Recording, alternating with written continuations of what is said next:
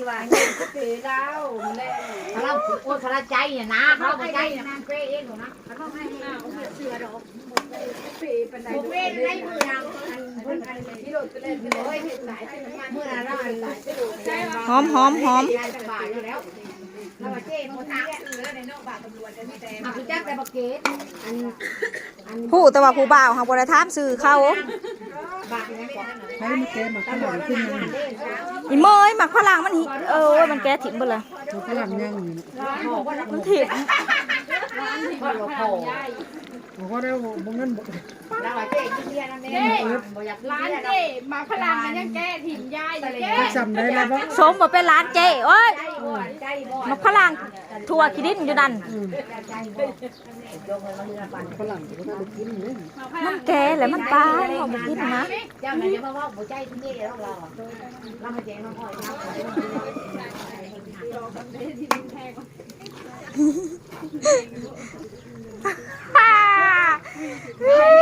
ให้พวกเขาร้อนกระทบเนื้อกระทอน คันห้องเจ้แล้วปุ้ยสายเป้ขนาด พ่อเป้จิว่าได้ฝรั่งร้อยเป้มีแต่เส้นตำรวจถึงบ้านเนี่ยมันเห็นเป้แต่เส้นตำรวจตำรวจเขาพูดมันเราจะเสียทุกอันพวกเราอะไรมือ โอ้ยได้เลย ทำเงินเสียเลยไปเลยบุกเลย ครบจะเสียปุ้ยงมเบิ่งได้เด้อเสียน่ะบ่มีตาเลยเว้นได้ ของวิ่งย้ำแล้วมีเงินเนาะ โอ้ยก็งมเบิ่งตามันซะก่อนเลยเฮ้ย พวกมันจะไปเอามัน เสียตาบอดกับอุ้ยบ่ไหวเด้ ไปเอามันถึงบอกเอาเงินมันก็ โอ้ยบ่เอากับตาดีแน่เนาะตาบอดตาเจ้าสิเอามาหยังมันก็เสียชื่อเสีย ก็ไปเจอเงินมาไปเป็นมา เออ เขาบอกเจ้าถึงในเลย เปลี่ยนใหม่เลยจ้าชื่อเปลี่ยนใหม่เลยจ้า เขาสิจ้อไข่แดงอยู่ดอกบ่ ท้องถีบน้ำโบเฮงก็เลยถีบของพ่อมันเฮงเฮง พ่อพ่อมาตอนเนี้ย เออเฉพาะชื่อเพชรนางหยังเกาะ พัชพร ครับเฉพาะ เออเฉพาะ ท้องถิ่นกับว่าแล้ว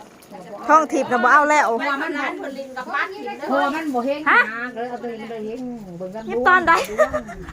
ทิพย์พาพร ของเฮายังบ่ได้ซัก อยากเปลี่ยนซื้อ ร่วมผู้นี้ใส่ชื่อยังมาจากสีเฮง พัชมาผู้เบิ่งที่บ้าไปหมอผู้เบิ่งอีนี่นะ แม่เขาเปิดไล่แล้วมันดูดได้แล้วหมอไม่ได้ใส่ ขนาดนี้เลยเนาะขนาดนั้นดึงลูกไปเบิ่งแล้วแบบ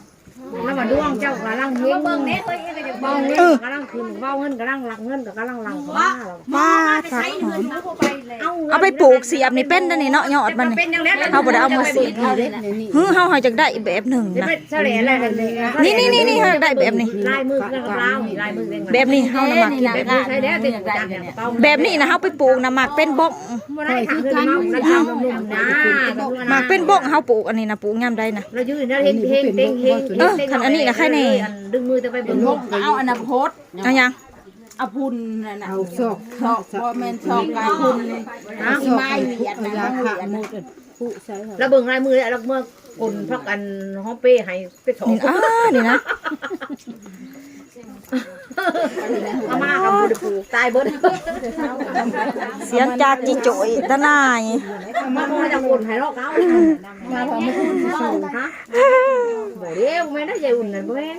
ข่าวเฮือค่ะว่าข่าวเฮือนะ ข้าเฮือดไปทางพูนทางพูนทางพูนทางหัวเฮือดมาพูนคนหลอกไปเด้กับแพ้ ใช่บ่ไทยแต่เฮ้ย ไทยก็ไม่แต่อีแหล่ อีแหล่บ่ เมดพี่ เป็นแน่ คน เป็นยังไงหักเราก็เราโบดเป็นแล้วเราว่า อะไรตั้งออกนี่ เจ๊ตีเอามา ไปนั่งคุณติ มาที่เขาเพชรเราอยู่ตั้งอู้ ป้าแขนอีอันนี้กูกำบ่หุบ เอาไม่กุยนะน้องไม่กุยเจ้ายังมาปั้นในตู้ในว่าสปากเสน่ห์ไม่ใช่หรอ ทั้งหลังแถวผูก ตัวเสน่ห์ในปากนี่เอาบ่ได้อย่างนี้ ชักปากแล้วนี่ไว้เป็นสื่อ บ่แล้วคันเว้านะคันเว้านะไปนะบ่ชื่อยังได้บ่ได้ได้มาบ่ได้จังหวะคันเว้านะ ต้องได้ว่าถ้าก็จังมาบ่ บ่แล้วต้องได้ชื่อสะกอนได้เฮ้ยต้องไปต้องชื่อต้องมาบ่ได้ได้ ไปห้านแล้ว จะได้นะ คิดซิมบ่ ชื่อบ่ได้มาบ่ได้ เสน่ห์เรา เสน่ห์ในเว้าเสน่ห์ในปาก ก็เสน่ห์ในปากบ่แม่นว่าสิชักเสน่ห์ได้เดี๋ยวนี้ เสน่ห์ในปาก นั่นบ่ ความเว้านี่จะมันเป็นอะไรหรือแต่ก็ว่าคือพี่บ้านนี่มันเป็น เออ นี่ได้เอาพวกเพลงเนาะนางเทียมอยากจะพี่นางเทียมยังมาเทียมเนี่ยว่าเลขเบอร์นะเอาบ่ได้ไปกินด้วยเนี่ยเลขเนาะ เฮานะเฮาสิเลือกไปปลูกเฮาสิบ่เด็ดเอาแต่กะมันเฮาสิเอาเบิดยอดมันนี่นี่มันจังเป็นไวบ่ได้เอาเด้อกลางมันเอาเบิดยอดมันนี่หามัน โอ้ยจะคือเก่าอะไรไปแล้วก็ใส่ถุงยางไว้อย่างเท่านี้ก็คือถุงยางไว้ห่างมันออกเป็นนี้ โอ๊ยเฮาไปงานไผวะเอามาใส่ตู้เย็นไว้จดหล่นเบิดตายซะ บ่ใส่ถุงยาง บ่ได้ปลูกซะเฮาเพิ่นอยากได้แบบนี้หลายกว่ามันหักมันบ่อยากมีมันอยากมีแต่แบบนี้ ขึ้นแห้งเฮ้ยอันนี้ บ่บ่มาปลูก ขึ้น เวลาหน้าบ้านน่ะแซ่ ขึ้นเบิดอันนี้นะตัวนี้อันตัวนี้บ่เป็นยาง เข้าออกมาเด็ดขาดกำลัง มันขึ้นเตี้ยแต่บ่มา เป็นใหญ่เนี่ย ปลูกแล้วก็เป็นบ่งไว้เพราะแบบน่ะอันมีหาก เขามีการตัดห้ามของเด็ดจ้ะ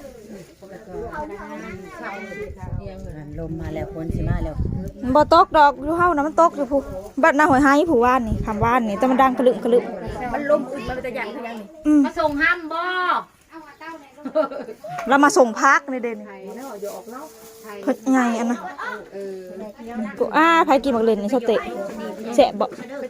โอ้ยลงยังเราไปส่งห้าม ไผสิไปปลูกนะ ผิดมันจะไปลงกันยังเนาะ ปลาสิอึด ตามโล ใครบอกว่าข่อยสิไปปลูก อะไรเขาตายแล้วบ่มีโอย มีน้ำมัน เราซื้อได้ไหนเราซื้อได้ไหนเรา ขายโลละ5,000บ่ทานแต่เล่าดอก เราก็สิเอา 4 โลเด้อ เนี่ยกระเทือนลงไปเอาในทะเลไปเอาใน ไม่ใช่ตัวนั้นนี่ เลี้ยงนี่หลานตัวไปตัวผู้ถือปลาเต็มมาอะไร เด็ก แทนดีอีกติแทนอยากขาย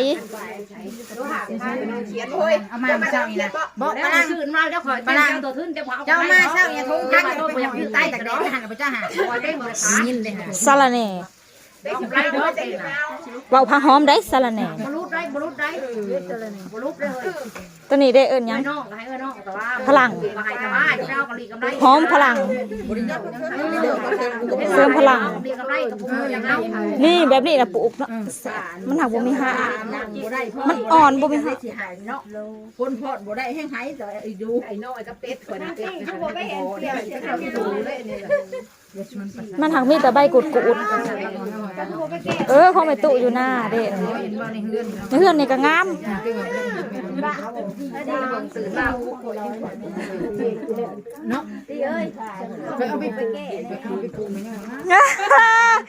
เจกระเทินเป็นเจอลิเหรอนะสิเป็นหยังเจกระเทินสิเป็นมันหยังเจกระเทิน มีสัมโพธิได้ใส่ห้องก็ให้เขาห้อง เจ้นะบนว่าชิลุยเจ้นะเขาเอื้อยเด้อจ้าคนจีนนั่น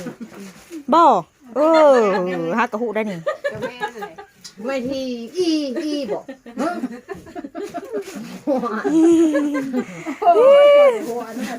เด็กกันคือว่าคนรวยนะเหมือนจังหวะแขวแหงเนาะมันงงนะมา